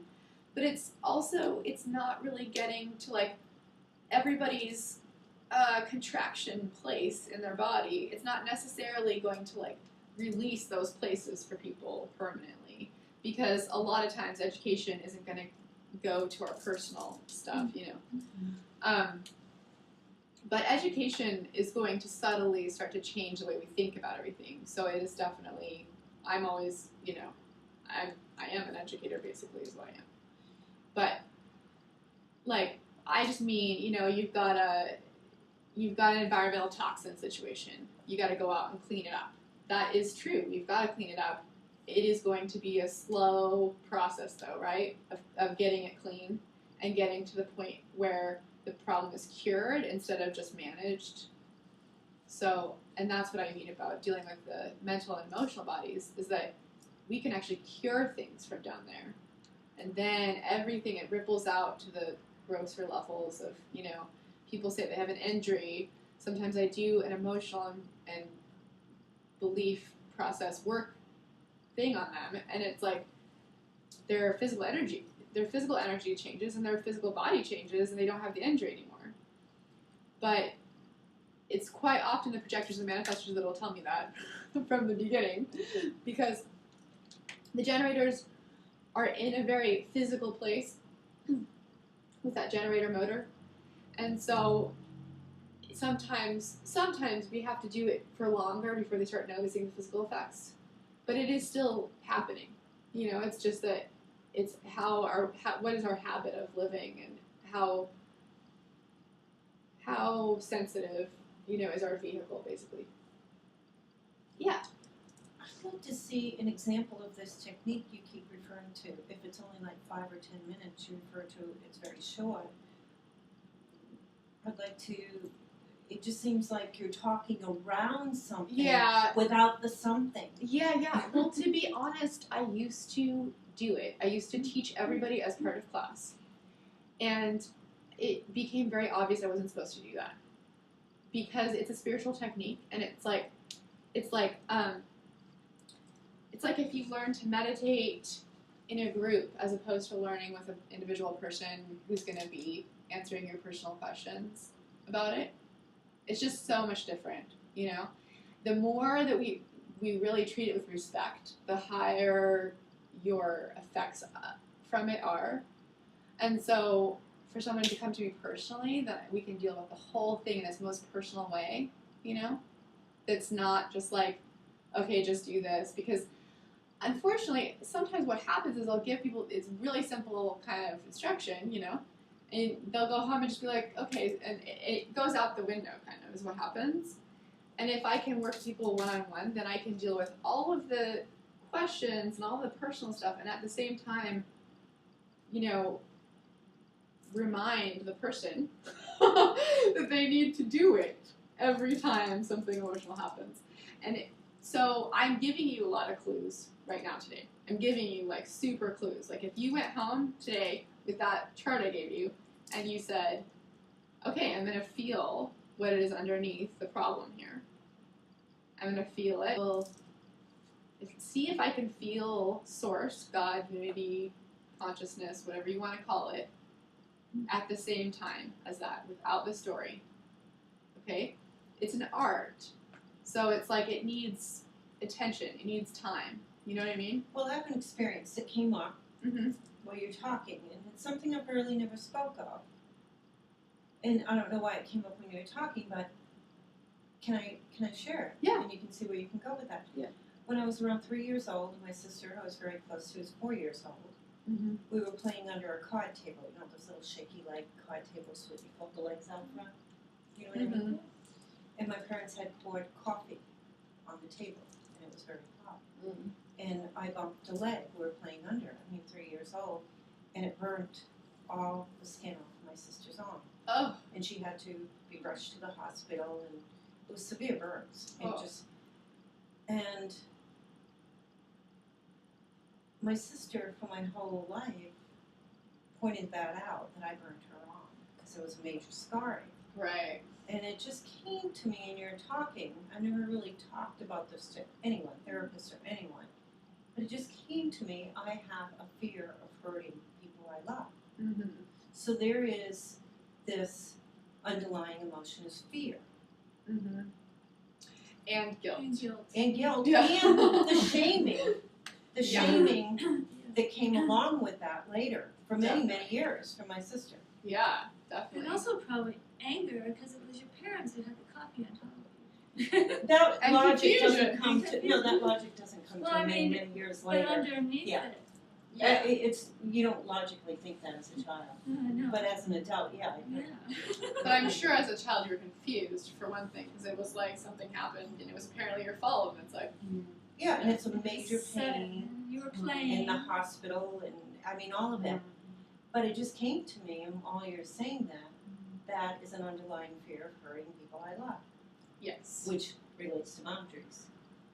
yes, and there's so much there. You can feel how much there is to do there. You know, so So what would you do with this it? is actually a good. It was funny because all you did was just skip me forward to Yeah. something I was going to do, which was just to Yeah, ask story. for stories, because even though I'm not going to do the whole technique, it's like if we can just do the first part of it, which is learning to find the underlying feeling first in that story, right? And then the technique is very similar to just feeling what it is that feeling is without the story. What if the story wasn't true, you know? What if it wasn't your fault? What if it was like something that, you know, didn't have anything to do with you even? How could you feel those feelings in your body, and where would they be in your body? You know? When you go to feel like you put yourself back in the story, you feel in your body what it feels like. And then can you feel that feeling at the same time without the story, like just feel it in your body? You know, I'm basically giving you a lot of the technique right now. It's just that for me, it became a thing of like, you know, to really make sure that I'm teaching people correctly so that they're not just throwing it out the information. You know what I'm saying? Because what happens a lot of times, the reason why TM is so much to learn it is because people will get a technique and then they'll just not do it. I even watched my sister get a TM technique for $2,500, and like I think she's meditated 5 times in her life, you know? And it was like, well, you know, there's God trying to help you again. And then that's what people do a lot of times, is we just kind of like, oh, well, you know, that worked for me once or something, I don't know. You know, it's so easy for us to go into this kind of unclear place with stuff and forget things. So, Well, because everything in us does not want to have that feeling again. yeah. Yeah. And I think there's a part of us that knows that if we get quiet through meditation, that we're going to feel more. And Yeah, and my experience with TM actually was that there was a lot of the feeling of God without the feeling of my own emotional landscape very much. So I had to integrate them later. And what happened, what I mean about what I see things as is that now, what I see a lot of existence as is, you know, is it a feeling situation? Or is it like the person needs to be able to feel God? Because if nobody's done any spiritual technique before, you know, and they are also not feeling their feelings, I mean, at this point now, I would tell them, go learn a spiritual technique first before we go into feeling feelings. Because if we don't even know what that feels like to feel spirit, light, source, God, unity, any word I use, because different words trigger different people, if we don't know what that feels like enough, it's hard to do the technique properly without wrapping around the feeling. So it's a balance between those two things always. Feel the light, feel the colors, And but for you, we've already done a really good work because we figured out some of the feelings that are underneath that situation for you, and that possibly as a soul you created that experience so that you could feel those feelings. And as soon as the issue or the story stops being true so much to you, then it's just feeling the feelings, being okay with them, and not resisting them, feeling how they're part of God, and then everything kind of opens up. And it's amazing how just doing my emotional processing technique for 10 minutes, we can, it's a spiritual technique. You're more open after that. You can have transformational experiences. But that's why I like to make it, kind of important and make it like we're going to actually do something official. Because I taught some people last year. I had a class and I taught everybody the whole thing. And I'm not sure if anyone went home and did it, to be honest. But that's really not your side of it. You offer it, Yeah. whether it's received. But there's a lot of stuff about reception, that I've learned from offering things for free for years and watching people not receive them, actually. And a lot of times, unfortunately, people have to give in order to receive. And they have to really have given it enough to take something seriously enough to commit themselves to it, and then, because any path you commit yourself to, right? There's so many different paths that will get you to the same place, get you to source, spirit, God, unity, consciousness, if you are completely committed, and that's what you do. You do that all the time, every day. So anyway, but I'm giving you tons of clues, so you can start, we can start with this now, because what I noticed was that just by teaching people a technique, that doesn't solve a lot of these other problems that are out there in society, where you're getting this input all the time. What I'm doing now is hoping to educate people first before we even go into the technique, because you're getting all these untruths, through society and through your parents and through every experience you've had. It sounds so simple, but the actual idea of feeling something and not believing the story and not repressing the feeling is that's a huge thing right there. It's a very deep thing, and the deeper we go into it, the more we come across places of confusion in our system, in our body mind, where we actually just don't understand it anymore, because we go back to this place when we're 3, or some really far ago time where it's it doesn't compute anymore. It's you think you understand and then you get deeper and you don't understand. That's why I just like to kind of explain the whole picture first before we even do transformational work with your system, because what I've experienced lately too is trying to do transformational work with people that really don't understand, to the point where they don't even understand that they transformed. I can see that they transformed, but they don't get it. And so what was needed was a lot more education, actually. You guys, I'm sure, and here are all pretty, I can tell that there's only 3 of us, and we're pretty advanced beings, So we understand a lot of stuff already. But let's see, we'll have the other 2 come up with stories too, and see if we can find the feeling. Because for you, your assignment then tonight, right, is to go home and feel the guilt and the fear and the confusion, and see if you can feel them in the way that God would feel them without believing the story about yourself or anything. And Just without feel them. hanging on to it.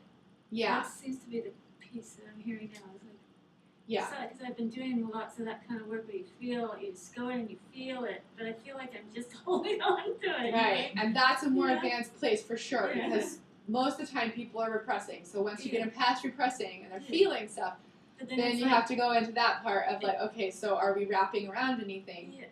Because, and my guru says that as women, quite often we wrap around whatever is there. Yeah. And so, in that situation, it's like remembering to be totally open and what that openness feels like, and letting things kind of move through you. Like, and how God is feeling this. So if God Yeah. is feeling this, it's like way more expansive Yeah, infinite. and yeah, it's not like stuck here. It's Yeah, And and the difference is what I hear you saying, it's like Byron Katie, it's like, what would you be without that story? Without the story, there's just a feeling yeah, and it can move. yeah, and Byron Katie's one of the techniques that I've done a lot with beliefs. There's like 5 of them. But what I've noticed is even with the belief techniques, a lot of times they do not talk about feelings very much. And I'm like, okay, but what about the really important thing? And it might be that some of the really enlightened teachers like Byron Katie are not talking about feelings because they're afraid of confusing people. Because it's better to maybe, like, it's kind of black and white in a certain way of dealing with beliefs, where you can just be like, okay, this is the belief. What is it like without the belief? What if you turn it around? Mhm. That will spontaneously force you to feel a whole bunch of stuff will come out, you know? Mhm. My problem with that, though, and with, especially with TM, was that they never even told us about feelings. So we would go through these periods, they would just call them unstressing periods. You would do a lot of meditation or something, walk outside, and all of a sudden you're crying because somebody posted a note to your car, or something, you know, like something that's very small, create a very large emotional reaction. And that's because so much light has gotten in through your system that something got activated and pushed, some button got pushed in there, right? And then something has to come out. But they didn't talk to us about the fact that it's still a story, though, that we're coming up against. We're still coming up against this story that, like, let's say the story is somebody posts something to your car so you feel like you've done something wrong. That's a common story, right? We all have this, like, I'm wrong. Like, this whole story that I'm wrong. And if we don't deal with that story, too, then we're just doing this kind of, like, skipping around the energetic body with meditation, you know, and we're trying to go straight through the soul without acknowledging these other places, the emotional and the mental, that are actually, they will get changed faster if we pay attention to them, is basically what happens. I've seen a lot of meditators who've meditated for 50 years and still have these, like, crazy beliefs, and their emotional body is, like, you know, burdened with all this stuff still. Well, So. our emotions are in ourselves. Yeah. That's, I mean, I had a spiritual teacher for years, and she would take people right into the center of whatever they said they were feeling, right? Oh, Yeah. I'm really afraid, or I'm really upset or sad. And she would say, okay, just drop the story, just, you know, go right directly into that feeling. Yeah. And so they would, and, you know, they'd be kind of confused. Mm-hmm. And she would say, so, what's going on? And they would say, well, everything's just fine. And so she would say, see, fear doesn't really exist. Yeah. You know, or sadness isn't real. Once you Yeah. bring consciousness to it, the light of consciousness to it, by taking your awareness directly into it, Mm-hmm. you see the illusion that you've been living under. But for years, I was trying to do that and forgetting that there's all this emotion in my cells, or, you know. Yeah. How do you get that out? And it's like what she's saying is true, but there's also a really convenient place to spiritually bypass there, too. Right. Yeah. Because it's like, well, if they don't exist, then we can just walk That's around. right. 'Cause Yeah. I've So we seen a can lot of make people. a preemptive strike against them. Right? Yeah.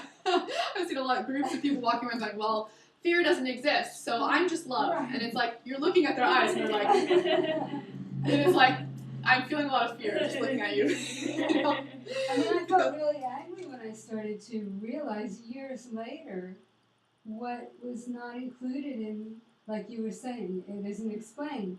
They tell you to go sit, all your shit starts spiraling to the edges, Totally.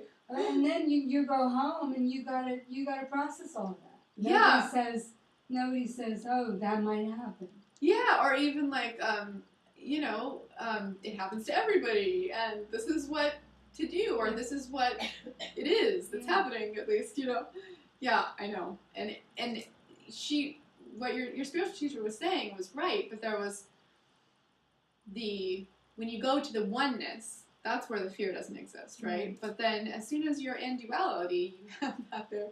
And it's interesting how people's bodies can get splintered, kind of. Like, their soul is very in the oneness, but they've still got emotions in their physical body. And the point, I think, is to get us all integrated so that we can really, we're working on all the bodies. Yeah. And, because it continues to split that we were all brought up with. There's this spirit part of us, and then there's this lowly human part that feels and is greedy and blah, blah, blah, blah, blah. yeah, And it just, that spiritual bypass just, right. it's the same split. Yeah, and that, You shouldn't, these feelings are bad. If you can get beyond them, yeah. why wouldn't you? And if you can't, then you're screwed up or there's something wrong with you. Right, oh yeah. And then there's all the blaming for the feelings in the spiritual community. I don't like that. Yeah. That is, keep creating more problem. But yeah, it's like when you're doing this thing, if you're meditating, you're going down to this certain level of consciousness and you're feeling the lights under here where everything's like this, but it's like you still have these habits on the surface level of your life of doing these certain things though. So it's really interesting. I even had an experience recently where it's like, I've been meditating for 15 years and feeling this, and I can really feel this bleeding into all these parts of my life, and yet I'm still acting up here sometimes in a certain way that has to do with my mother, and it's like, okay, so even though it's bleeding, how can we bring this into this, because this slow bleed that the TM community was teaching me is really slow. And that's Maybe it why, just takes a long time. well, it does if you go that way. And I have had personal experience of it going way faster. And that's why these arrows are here, because Dan said, he said, he was kind of funny, actually. He said, that's the slowest way. He'd watch these people doing all the meditation, yoga, and eating correctly. And he was like, God, they're going so slow. I mean, it's the slowest way of evolving. When you go from here, it's the fastest way, really. Even though it starts out subtle, and maybe by the time it gets to your physical body, it's a month or two later. But a month or two is like really fast, actually, compared to the way they were, 30 years of trying to get to the habits that are going on. And you see that in, like, when you try to change your diet and you don't deal with the beliefs or the emotions associated with food, right? And it's like, I'm just going to try to change my diet so that I'm dealing with my behavior level, which is on the very gross physical plane. And it could take a long time. I mean, I've seen people their whole lifetime struggle with that, like trying to change their diet. I mean, being on diets, getting off of them, being on diets, getting off of it, right? But if we went to the belief and the emotion that are behind those things that they need those foods for, which is really just they need foods to avoid a feeling. If we go to that, then that's like, pretty fast. And that's why your spiritual teacher was so right when she said, what's the feeling underneath that? But then it's like she went really fast, though, into the light thing, because the feeling on a certain level of goddess, or like right where God becomes physical and starts to move and starts to create physical matter, that place has feelings and it has a lot of motion. And from that place there, a very subtle level of existence, there's a rainbow of God. There's a rainbow of emotions of God. So that's where we're usually like, no, I'm not going to do that part. I'm just going to do the spirit, light, pure light, nothingness part. That's what most spiritual people are doing. I'm just pure light, that's Yeah. it. And then people who are not doing spiritual technique are just living on that physical level where it's like, oh, well, I keep doing this bad thing for myself, so I'm just going to force myself to stop it and try to change the behavior. And that's also doesn't work very well. I mean, it takes a long Quite a time. dilemma. Yeah. The it's- integration part. Yeah. That's why I love working with feelings. As soon as you start to go to that feeling level, it's like, oh my God, you can just Yeah. really speed through some of it in a certain way. Yeah. And especially if it becomes a habit, you know, like if you take it on as a technique and you just start doing it all the time, like every time you feel, you know, every time, because I don't know about you guys, but I was in a situation of like, and now I'm overwhelmed with this feeling, like what do I do with this, you know, and what do I do with this problem, you know, and so I just would just start saying, my technique is just like reprogramming your brain basically is all. But to feel, and then to feel God coming through that, that's all. And so I would just start saying that to myself. And it's like instant relief, you know, like as soon as we say, okay, you had this experience and this thing happened, you can feel, like everybody will start feeling the feelings underneath it, right? Especially if we're empathic. But then once we allow ourselves to feel those feelings as part of God, and it's okay to feel them, it's like this huge, like, like take a deep breath, you know, it's a relief because we've been running from the feeling forever. Well, let's have some coffee, or let's do a drug, or let's even meditate or something instead of feeling that, you know. Or try to avoid one's sister, you know, which takes a lot of energy. Right, yeah, I mean, I'm so not many saying you're doing that. No, but but you know what's interesting I just came to after that is she's created circumstances her whole life to shame people. So she picked that up in childhood, but I noticed even visiting her, she's shaming her grandson, she's shaming her husband, but it's a behavior she picked up from 4 years old. Yeah, and psychologists would tell you that that's when she picked it up, maybe. So I have a friend that does past life regression hypnosis, and she'll tell you that she's probably been doing that for lifetimes, and who knows when she picked it up. But it is a choice. It is something usually, I mean, what I've found now is it's like, as opposed to the stars being a certain way and then we are a certain way because we were born at that time, it's more like we already had a personality. We decided to be born at this time that the stars were that way, so that it made up our body this certain way, so that we could try to get out of our personality's problems, you know, by unraveling the whole thing. But let me see what else I had to talk to you guys about, just so that we make sure we've covered everything, because I want to see if we have more stories too.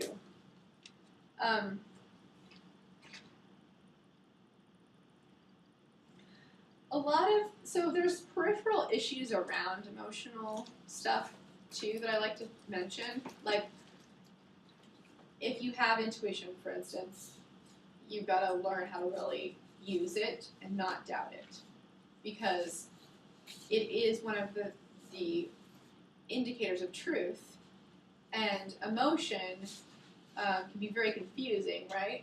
And if you have intuition, you can start really being able to see through those emotional situations.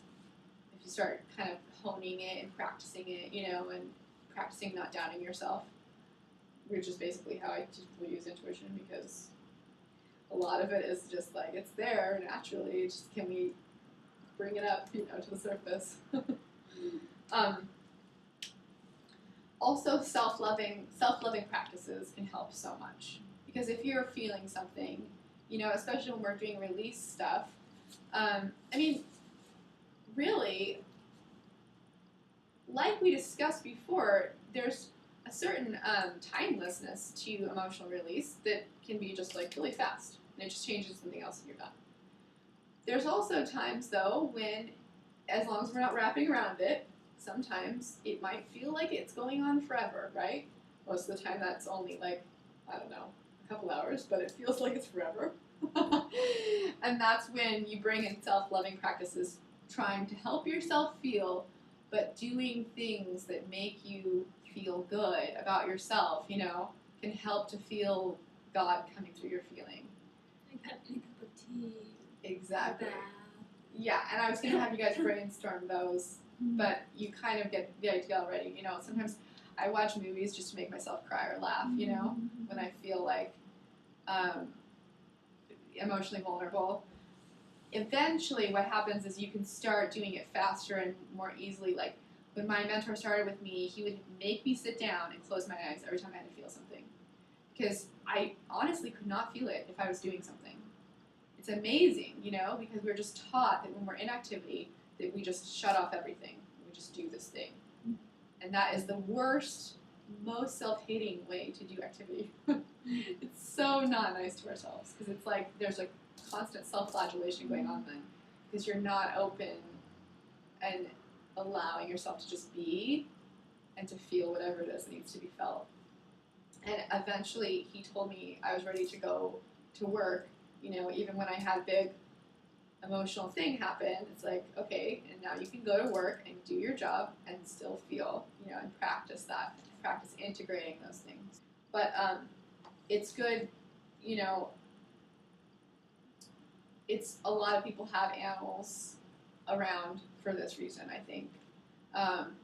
Animals quite often take on our feelings a little bit for us. If you watch, like, I love to look at people's pets because, you know, different people's pets take on some of their issues sometimes. And I'll see a lot of, like, women who have really anxious dogs. You know, like the little dogs that, like, run around and pee and, like, they're, you know, or they have pets that they fight with all the time. Guys sometimes have pets that they're, like, fighting with all the time. There's some things like that in your life where you can look at it, and when you start feeling it, it just liberates that animal too. It's amazing. Kids too. Kids. That's the next thing I was going to talk about is people's kids, right? Oh my Because gosh. we come into the world and partially we're just open to our parents' feelings, just like completely sponges for our parents' feelings.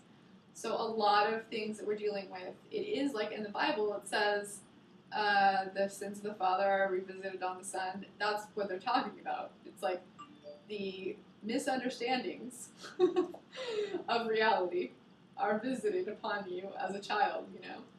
And so then you're dealing with that your whole life. And that's another place where when you start to feel, it starts to liberate your parents too, actually, and your children. Because your parents start to, it's like some of the feeling goes back to them. You know, it's like, I am releasing this within myself, so now you have to deal with the source of it in yourself, that, you know, where it started. And the kids, if you have kids and you start feeling and releasing your stuff, they all of a sudden, like, sometimes they just have great breakthroughs of, you know, ability to all of a sudden be capable and do things they couldn't do before. So there's some great things that happen there.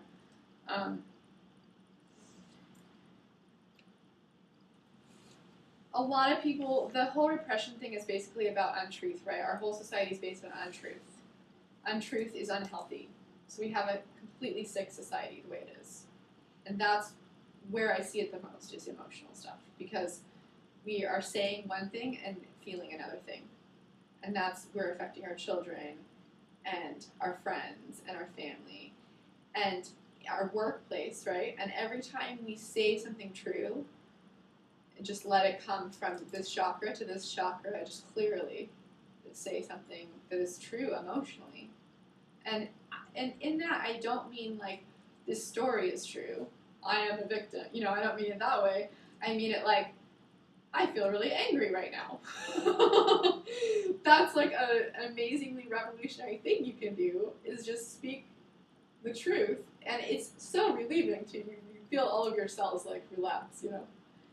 It's very scary at first, but it's going to stop being so scary, I think, because I think that more and more people are going to start doing it, you know. And like, I love working here, for instance, because if I talk to my owner of the spa, or the other girl she works across the hall from me here, we're always talking about our feelings, and we will just admit our feeling freely, and it's like a healing you're doing for the other person, even to admit your own feeling, because that allows them then too, that gives them permission to feel that if they're feeling that. And let's be honest, we're not separate, we are one. So there's like this group healing we're doing all the time. And Yeah, it would be nice, huh? yeah. And I think what usually happens, I know it happens for me, is I don't want to go there because that I feel too, like it just opens me to an attack. It feels like that. Yeah, because that's one of your stories. Right. And that's one of a lot of our stories, actually, is that there's going to be an attack or we're going to be violated or something, right? And so we can't be vulnerable. And we can't be what we call Honest. weak. Yeah. It's so interesting, right? Because what true strength really is, right, is that Tao, like the Tao says, it's that really, really vulnerable place that's moving and feeling. That is true strength because it's the way, it's the Tao, and it's what all of martial arts are based on, and Tai Chi and everything. It can actually allow creation to happen as opposed to damning it, Yes. right? Oh, yeah, and then, yeah, if you want And to get that's into... supposed to be bad. You know, Yeah. I mean, that's the killer. The more that I kind of get into this I know. thing is just kind of like, this is insanity, what we're practicing here. Yeah, it is true what you're saying to the word practicing, because my guru uses the word practice as, you know, a spiritual technique thing. Like, are you practicing through everything, all of this illusion? And it's like the whole world is doing an opposite untruth practice. We know this when we are very open to collective beliefs, right? And it's like, that's why I just do this as an education thing and don't even teach you anything yet, because it's like now you're going to go and you're going to start seeing it around you everywhere. But it's there even so much more insidiously than I can even say right now, than I could even explain to you, or that we could even see right now. The more that you pay attention to it, the more you see it in every little place of your life, every time you go into the gas station, or, you know, it's just amazing. So it's a whole practice just to notice it, even, and to notice, like, what is the real truth, you know? What is the real truth that, well, that person doesn't want to feel that, so they're doing this thing instead. And we all have different avoidance techniques, you know? We all have different avoidance, but the feelings we're avoiding are very similar. They're all the same feelings, but that's why every time, you know, if you're energetically sensitive and you go into a room and you feel uncomfortable, I just go right now to, okay, what's the feeling that we're all avoiding in this room? You know? It just opens everything up all of a sudden for healing. That's why just the subject, we could talk about it for an entire weekend without doing anything even with it, because it's like, how many different places in your life can you see that people are avoiding feeling? My boyfriend's a therapist, and that's mostly what he does, is just say, okay, so this is the avoidance of feeling. How can we feel this? Like, how can we, you know, feel it from that really relaxed place in you that is at one with God?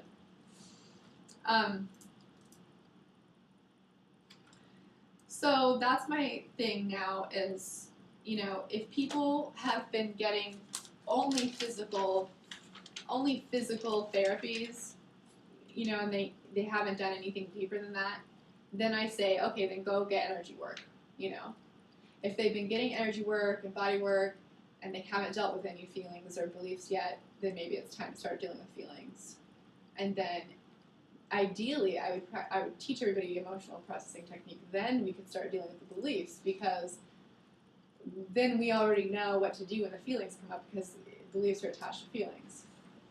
And then, you know, a lot of people are doing just like the straight, like, let's go right from the physical to the soul. Like, I know I'm a soul, so let's do past life regression hypnosis or something like that, and like kind of see all the stories related to our soul. And that's good, but I've also seen people abuse that, where they just do that all the time, like once a month or however much, which is really expensive, by the way. and then they're seeing those, you know, like they're getting a soul spiritual connection to their guides at least, you know, and they're seeing all those stories, but are they actually feeling through it though? Are they actually transcending the story though? Is what I Or are wanna they know. getting attached to these Getting attached to their your past stories? Exactly. This is what happened to past lives. Yeah, my story from this life is too boring. But this other story where I was a druid and because you know, I have past lives That's cool. where I was a druid and I set people on fire with magic or whatever, you know, and it's like, well, that's a much cooler story than like me and my sister not getting along, you know, because I also have a sister that, and it's like, so okay, you know, yeah. See, a lot of people love to have the drama, you know, the fun drama stuff, and when it comes down to it, this emotional kind of processing stuff, it's like, it's always the same. It's not really, it takes the drama out of everything, you know, which can be very liberating in the end, because how many of our relationships are just full of drama all the time and full of our own stories instead of just like simple relating to people, you know, where That there's would be love too and boring, right? Huh? That would be too boring. yeah. Yeah. I'm hitting those places in myself lately where it's like, emptiness? God, that must be so incredibly boring. Yeah. Oh, that's So one I'm of the just things. really dealing with that. Like, no, Yeah. there's got to be something about if it's good. It can't just be boring. I know exactly what you're talking about. That's one of the things the feminine does with the void, I think, is say that it's boring. But I would say, see if you can go deeper into it. See if there's some fear there Oh, of the void. yeah. Because sometimes that story about boringness is like a cover for feelings, most of the time actually. Because if you really look at real reality from a completely unencumbered, like, you know, where we're an enlightened being, our highest self, and we look at reality, it's like, wow, that is not boring. There is a lot there, you know? Yeah. It's actually a fullness. Yeah. Not an emptiness. Well, a fullness, and there's that level of fullness, moving, changingness, and then beneath that there is an emptiness level, which does bring a great feeling of peace that we do need to be able to deal with all of the Right, moving and exactly. Yeah. the yeah. So it's Like an objective, open place within which to hold, like a space within which to hold all Yeah. of this to contain fullness. everything. Yeah, exactly. Like how the masculine is supposed to kind of help, you know, direct the feminine in a direction sometimes. Right. It's like that. It's the containing, the holding of all of that. And, you know, I've seen some of my relationships become a lot less dramatic from doing this work. And I can tell you, it's a much more satisfying kind of thing, because I used to be afraid of, you know, boredom. And now I'm like, wow, you know, there's so much more subtlety now in a relationship. There's so much more that could happen. So much more truth that both people could see together. And it's much more subtle, peaceful, but there's more love there. You can feel the love instead of it being like this roller coaster where you can't, you know, even feel the love. That's good. I like that. It is very good. Mm. So, I wanted to mention really fast too that I usually teach emotional processing through dance as well, because of my whole dance background, and I've come up with a whole kind of, you know, I created my own little class, and we do my friend's belief technique as part of it, kind of. Roy Goff's particle or wavical work, he calls it now. And it's all about feeling feelings in the body, and the dance not being a social thing. I'm not doing it right now, but I'm kind of waiting. I'm kind of open, waiting to see the next place to put it somewhere, because I'd really like to do that again. And somebody said once it was better than yoga. That's what she said, and I think what she meant was, you know, you have that relief and that relaxation with moving and feeling all the parts of yourself, you know. So that, I think there's something definitely to be said for self-loving practices, for moving your body, and for, you know, feeling things physically, and for doing art too, like expressing emotionally. Because when you see a really great piece of art that a feeling is being very well expressed through, there is a liberation from the story quite often that happens from that, you know? It's like just, this is how this feeling feels. And sometimes, not always, the person is letting go of that story from doing it. And that's when you really get that kind of relief, you know, from witnessing the art. And I think that's what theater originally is supposed to be like, you know, person that we come in, we watch, and people feel feelings in front of you on stage, and then you get to feel them, and not, it doesn't have to be about your own life. You don't have to be manifesting from that place of feeling anymore, you know. And you get to see how personal it all really is. Yeah. The collective level of Yeah, because we it's take not it. personal. Yeah, we take it as like that it's our fault that we're having feelings. We take it always like there's something wrong with us that we're having feelings. It's wrong to feel. There's all of these judgments going on all the time, you know.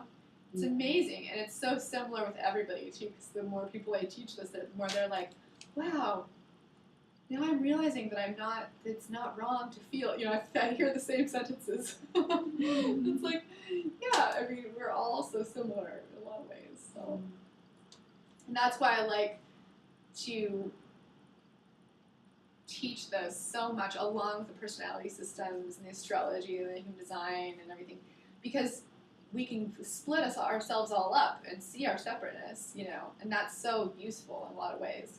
But then we also have to come back together and see how similar we all are too, because otherwise it's not the whole truth, you know. And okay, so self-loving activities that are good to do while feeling, we've kind of talked about a little bit. I know herbal formulations that do help people emotionally. It's always good to know that. You know, I have essential oils. Basically, they're usually called, there's an herbal formulation that helped me called Blissful Joy, and there's an essential oil that helped me called Joy. Sometimes you have to give yourself a little extra sensory experience of positive feeling in order to feel the bad feelings completely through too. And feeling the bad feelings through, then they become positive feelings, as we talked about before. And other people, you know, people are helped a lot by baths and tea and these rituals that we have for ourselves that are all kind of personal to us, you know. Some people, I always put in water element. I always bring up the water element with people, because if you look at elemental medicine, water is emotion. So, and I always bring up oil too, usually, because if you put healthy oils onto your body or in your body, there's a kind of a symbolism of love that goes along with it. And swimming, taking baths, drinking waters or teas, those are all related to, you know, holy water and love, and you've got to have some self-love going on in order to feel these really bad things. Flow. Yeah, and flow. Yeah, and movement. Exactly. Definitely. That's the way that emotion exists in nature, is like it moves, and it's absorbing, but it's also moving. So, so we're basically done.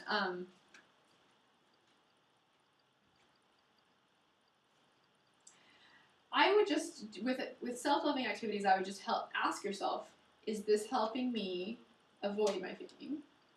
Because a lot of times people do that. Or is it helping me feel my feeling? Or is it helping me dwell in a feeling? Because if it's helping me dwell in a feeling, that's not helpful either.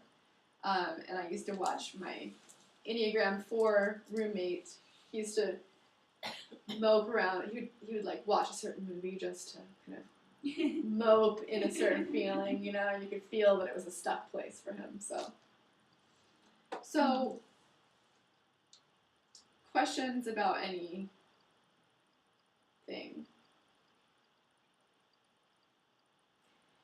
Why don't we, Nancy, why don't you think of, if you can, even just a really small story or anything that occurred to you during class. Let's see if we can help you with it.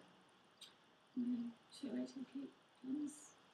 I think she's coming back soon. She's in the bathroom right now. Well, two things came up. One was like an early story like Viola's, Mm-hmm. and then another one was like my current like money problem. But it's like the old story is like super clear and And because they both came up together, I'll tell you intuitively, they're They're the same linked. issue. They're related. so we look at the first one. Sure. You don't want to wait for her so she knows what's going on? I do, but I You also want to keep I think that she'll she'll get it. get it. I may have already told her. I already told her. So I was 4-ish, 3, 4-ish, and I was drawing on the wall in my hallway. Big, happy. And my mom comes and she says, did I tell you this? She says, here's some paper. I said, Uh-huh. No, I'm drawing on the wall. This is such a common story. This is like clothes on here. So, I don't know, at some point she just gets mad and yanks my arm, pulls me down the hallway, dislocates my shoulder, Oh.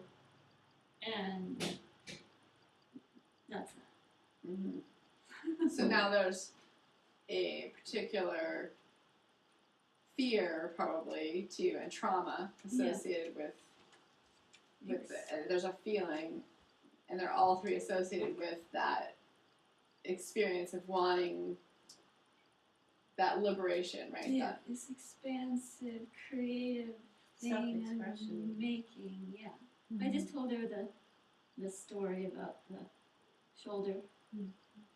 I told you. so there's definitely shame, right? Yeah. And so there's probably guilt And confusion too. going along with self-expression or something like that, right? Or feeling free creatively. Yeah. Or almost defiant too, like, you know, I could see that because you're going to get angry Yeah. that for some reason reality is not the way that you thought it was Yeah. or wanted it to be, that you cannot draw on the walls. And because it felt so good. It was like, Yeah. all of a sudden I have this big thing to draw. and then the next day you have a dislocated shoulder. So Yeah. so that's a really big like Shock. conditioning. And most likely you came in, you know, it's like I say before, I mean, maybe you already came in with that shame waiting to be triggered, you know? Yeah. I But get that. she definitely triggered it. Yeah. For sure. And now you've got always shame associated with maybe those feelings of free expression and expansive creative movement, right? And you're an artist, right? Yeah. Which is- So I'm doing it, Yeah. but putting it out there or something, I don't know. And In it terms feels of my- it feels a little defiant to do it, Yeah. right? Yeah.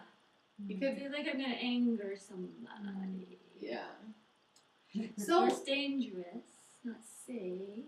yeah, there's so much there, and in this situation, I would tell you to go and feel not just the guilt and the shame, but also feel possibly what your mom could have been feeling, if you can, and feel the defiance and the anger, and what's underneath that, which is probably hurt, right?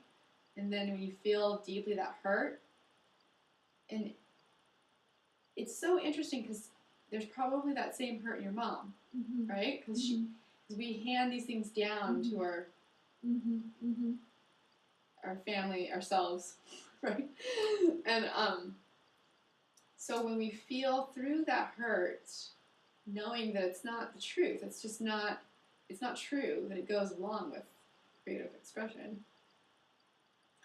But the hurt is a feeling that exists in the continuum of feeling, though, and it's there all the time. When we really deeply go into it, it becomes this really vulnerable, sensitive, subtle place that's probably also considered not okay in your beliefs, right? It's probably not okay to be, you know, like we're all kind of usually saying it's not okay to go to that really feminine, receptive place.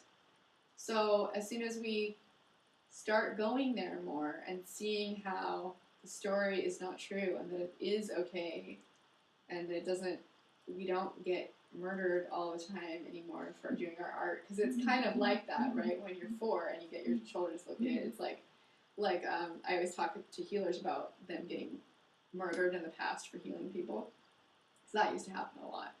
And that's like, our world has been so backwards that the patriarchy was actually like murdering people for bringing light because they wanted to keep control of everything, right? So it's like, ooh, I mean, in a certain way, we have to feel through that whole patriarchy too. We have to feel through that whole wanting to control thing too, because that's in us too. And that's why it's being acted out around us, the worst part of ourselves, you know. The worst part of ourselves has been dominating the world. But we will get back to that, you know, from feeling through all of it and letting it move and feeling light, God coming through that. Because that's that pure impulse to want to draw on the wall. That exists within God, you know. And at the same time, that hurt feeling exists within God too. Harsh reality or something. But the belief that reality has to be harsh is just a belief, though. It's just a story. Yeah. But you can see how it just feels like truth when you've got that experience, you know? It's just like, that's why it can be so confusing to go into this work at all, because you're like, okay, now.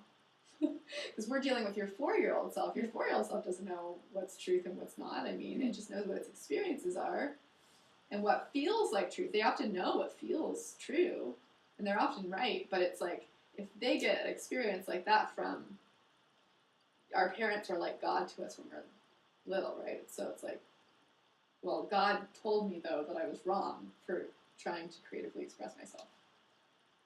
So then you have to go unravel that story, because that's like so interesting, right? To have that relationship with God, then that becomes a relationship with God. Anyway, and that is what I see, that is what we see with ourselves with my guru, because she then embodies the God thing and the parent thing for us, and then we have to go through all that. Oh wow, look at how I'm relating to, you know. But you want to give us a story, maybe? Well, just very briefly, it just happened this morning. I was thinking about the way that I was born. I mean, I'm going all the way back. That's a good story. And I don't know why it came up when it did, but I had a lot of congenital birth defects. And, you know, I until recently I hadn't even really thought about how it might have gone down. You know, I had stories, but I didn't have these particular stories that are now coming. Yeah. And so I was eating, and I had this feeling of being there, you know, that being pulled out with forceps, which I was, being probably turned over, seeing my back, freak out, mother's unconscious, nobody else is there that I know, take me off to the ICU, who knows what happens after that. Yeah. And I just started to actually feel what, you know, outside the mental ideas that I just expressed, what that might have been like. And it was like, no, don't go there. You have to eat. You know, I could just feel, it was just a horrible, horrible feeling of just terror, just like right on the edge of terror. No, shock no, and trauma. no, not going there. And I'm glad I didn't, because I could tell I didn't have the capacity Yeah. You to do go have through that. I would need help with that. Yeah. That's what it felt like. to And me. that is why it helps to have somebody else, Yeah. you know, at least one other person seeing your feeling with you, feeling your feeling with you, because that's why I talk about this stuff before we do it, because there is so much that is like an overwhelming shock to our system amount of feeling that we got at some point, or that we experienced. And that experience is related to you eating, actually, because when you're a little baby, most of your emotions are about whether or not I'm going to get fed or not. You know, but it's very. You feel, I'm sure, a lot of God, but you also feel like the bad feelings are probably going to be related to: am I getting nurtured and loved? Am I getting fed? Am I sleeping? Right? Am I pooping? Stuff like that. And a lot of us, I think, have like, am I going to get fed issue? And that bleeds through into money. Like, am I going to get money? Am I going to get, do I get to eat what I want to eat? You know, all these things, right? And I'm definitely dealing with something a little bit like that lately. And it's like a, you know, sometimes even somebody who doesn't have that experience, it will go through their generations, though. It'll go through, like, you know, you can get that feeling of shock or trauma from your mom or from your dad, you know, from people who've had it. It goes down, it gets handed down, because it's the feeling of, like, maybe God's really against me, you know, like, maybe God doesn't love me because, like, why would I have been taken from this, like, nice, peaceful womb, you know, this... I doubt if my mother's womb was peaceful, but Okay, I but get your still. point. Yeah, I mean, definitely more peaceful than the birth situation you had, right? Like, Yeah. and I think there's a little bit of that with every baby that's born, that you know, there is just, no matter how natural and awesome your birth is, It can't be helped. it's a little bit of a shock to be born. And that's a major shock trauma situation. So every year on your birthday, do you feel like, do you feel anything in particular? No? No, I try to avoid those feelings. Yeah. But I do have a lot of eating problems with food, as you can see how skinny I am. Absorption issues and Yeah. sometimes eating every meal is just so, it's so fearful that I don't even want to eat anymore. That was such a good, true identification, though. I know, the way that it came through this morning, I was just kind of like, ooh, that's weird. Yeah, because Where'd that come you're eating, and then you feel the fear associated with eating, and that's where it comes from? from. Yeah, That's yeah. like And when the- you said that, I was just like, wow, yeah. Yeah. Yeah, because I want to get beyond this now. Yeah. Absolutely. I am really tired of living with these eating problems. Yeah. Well, that's. So I'm motivated right now. I actually just helped somebody else, one of my friends who has eating allergies. Like there's so many things that she Right. can't eat that it's like she got like whittled away to this little stick of a person, and she had those same words like, I just can't, there's nothing else I can do. And I was like, yeah, there's nothing else you can do except feel all of those feelings now, because you know, it's like, it's amazing how it is so attached to these physical things like eating food, you know, especially for women. I think emotion and receiving in love and food, and my guru says money, food, and sex.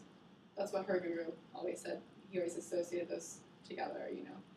But on a less physical standpoint, there's space and love and, you know, energy and other quantities of things that it's like, how open are we to God, and what are we blocked, you know, where are we blocked? Because they're all the same thing, really. Yeah. I don't think you finished that sentence. Money, food, and sex what? Money, food, and sex are quantities of things that we want, right? And beneath those physical things are love, for one thing. I mean, almost tons of people's belief issues just come down to love. Either receiving love or giving love, usually. And if we have places in our body, mind, or our mental, emotional bodies where we're, you know, we had a traumatic experience, so like something blocked receiving in that place, then we're not receiving money, love, food, sex, possibly other things. Like for me, there's less gross quantities of space, personal space, energy, things like that too. They all are the same thing, you know. Like people say, money is energy. Food is love, you know. So, and quite often for guys, sex is a way they get love, that they receive love. So their feminine side isn't receiving love sometimes unless it's through sex because something blocked it off like that, you know, instead of just being open to receiving love in the moment right now, because it exists in consciousness right now, so we can actually, anyway, big subject. Thanks for telling your stories, and yeah, thanks for coming. I love talking about this with people, and you've got a lot of my materials now and everything, my information, and so. Does it give your hours and what your hours are to come for Oh, partials? I'm here Wednesday through Saturday, but I won't come. So there are certain days I don't come unless I've got an appointment. Like Saturday, a lot of times I won't come unless I've got an appointment. But I don't mind having appointments on Saturdays. So people should make an appointment, right? Yes, Yeah. yes, you should make an No appointment problem. because I'm a planner. But you know, it's if I would live closer, I would just pop over here more often, and then it wouldn't matter. You know, if I didn't have anything to do and somebody walked in, then we could do it. And I've done that before.